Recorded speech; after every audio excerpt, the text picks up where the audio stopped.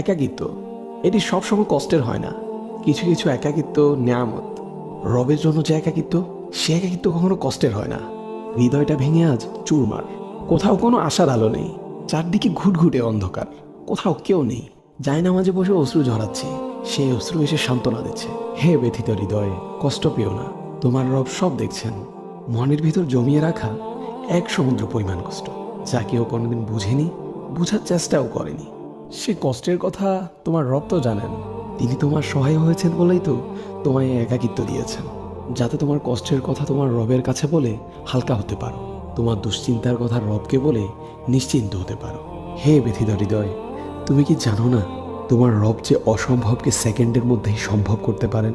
তাহলে একাকিত্বকে তুমি কেন ভয় পাও? যে একাকিত্ব তোমায় বারবার রবের দিকে নিয়ে যায়, রবকে স্মরণ করিয়ে দেয়।